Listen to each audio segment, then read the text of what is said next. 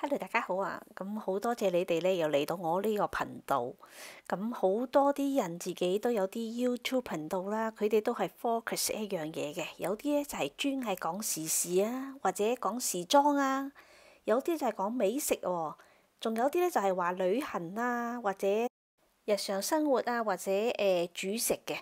咁我呢個頻道咧就雜不甩嘅，乜都有啲。今日想講乜嘢就乜嘢，今日想去邊度旅行啊，或者去玩啊，咁影低啲video 咧就咁樣剪出嚟就俾大家睇。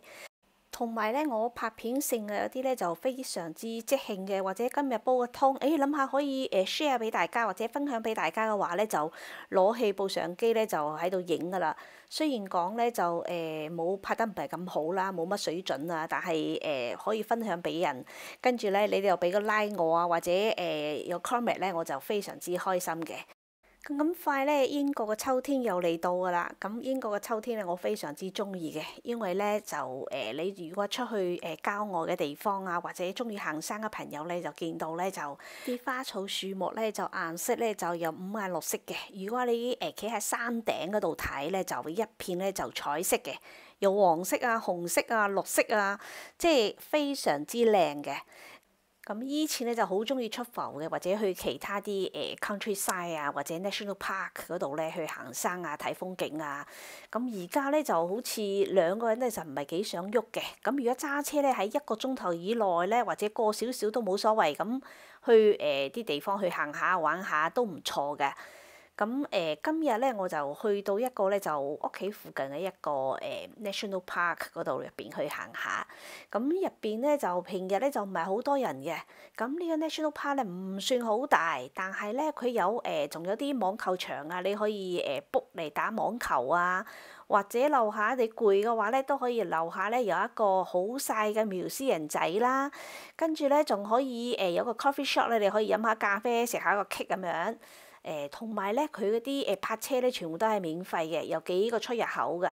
咁如果週末啊、假期咁樣咧，就見到好多啲車後邊咧就掛住幾架單車咁樣喺呢度踩單車都好舒服嘅，因為呢度都比較幽靜啦，同埋咧唔係好細。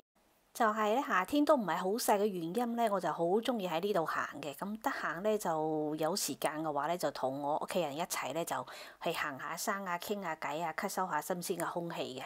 咁今次咁啱咧就撞到咧一個我之前我兩個小朋友之前嘅嗰個教車師傅啦。咁佢係一個BBC 嚟嘅，因為佢哋嘅媽咪啊、爹哋啊，我哋全部都識嘅。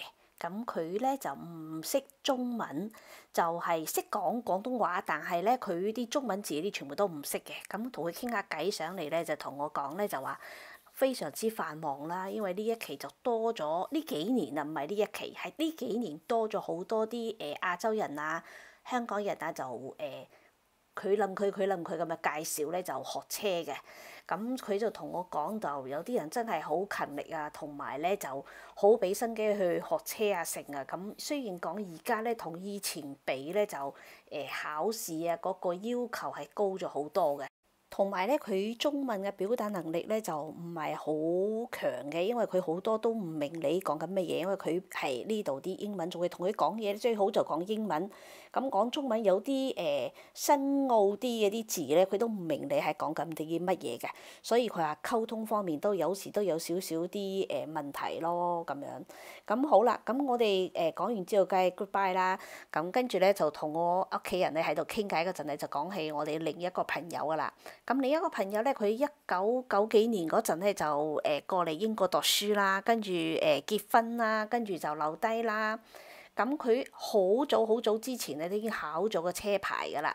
咁差唔多而家都加加埋埋都廿幾年㗎啦，起碼都考咗個牌。但係咧，佢到而家同我哋傾偈啊、成啊咁樣同我講明咧，就話喂，我到而家呢一刻 moment 為止咧，就係未去過、未揸過車嘅地方咧，即係未去過嘅地方，佢係唔夠膽揸車去嘅。我話佢，咁你平時揸車點樣？佢話冇啊，揸車翻工啊，或者去指定屋企附近嘅超市啊，或者去 GP 啊，咁樣即係翻屋企啊，咁咪就 OK 咯。但係如果突然間佢話，喂，我哋去邊度玩啊、剩啊咁樣，佢未去過地方、未揸過嘅地方咧，佢都唔夠膽揸車去嘅。咁試過咧就要去間醫院度，唔係去 GP 度，喺醫院度做一個檢查啊，或者做啲嘢咧，佢一定要佢老公咧就前一晚同佢一齊咧，就老公揸一次車同佢去一次，佢望下個路線，跟住自己再揸一次，咁第二日咧佢先會去咁樣去嘅。所以咧佢到而家呢個 moment 為止，佢話都係 anytime 都好緊張嘅。所以咧，但係我見佢，我坐過佢嘅車。見佢泊車啊，或者行啊都 OK 嘅喎，佢仲要着住個高踭鞋，揸住個棍波喎。咁我就覺得咧就點解你咁緊張啊？就算我哋同佢一齊出去玩啊，時佢唔飲酒嘅，如果我哋飲酒，佢都知道佢唔會送我哋翻屋企嘅，因為佢送我哋翻到屋企之後，就算我話佢轉左轉右點樣去，去到之後佢點樣翻屋企咧，佢就會好緊張，好緊張。咁我哋咧都會擔心佢啦，喂，翻到屋企未啊？點解未聽電話啊？咁樣嘅，所以咧我哋所有啲時間或者出去玩啊、食啊咁樣，總之咧就係唔需要佢揸車嘅。咁呢幾次咧，我哋去超市啊，或者去市中心啲停車位度，都見到好多啲 P 牌仔咁樣掛住個 P 牌喺度咧。咁其實咧係我哋以前都經歷過㗎啦。咁你初初揸車嗰陣，啱啱考到牌啊，成啊，咁你去超市啊，成啊。雖然講超市咧就好多地方泊車咧就好多位置嘅。咁我哋中意咧，即係啲新手咧就中意咧揸架車咧係遠一遠嘅，泊到咧最遠一遠，冇乜人騷擾我啊，我可以慢慢泊啊，行多幾步都冇乜問題啊咁樣嘅地方嘅。咁好似而家你去到，即係而家好似揸車揸咗好耐啲人咁樣咧，你見到佢哋泊車啊好，停低啊好，邊度都好咧。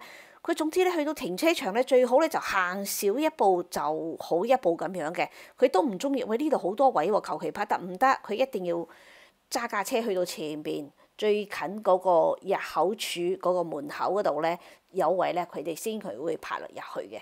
咁好似我哋咁樣，一般成日中意出埠嘅人咧，就 A1 啊啲高速公路反而就 OK 下，最多咧就行慢線啦，咁穩陣啲啦。咁跟住夜晚嗰陣時咧，就要睇住前邊啦啲路啊，同埋咧就避免對面啊有開高燈啊或者比較黑嘅地方，就自己小心啲啦。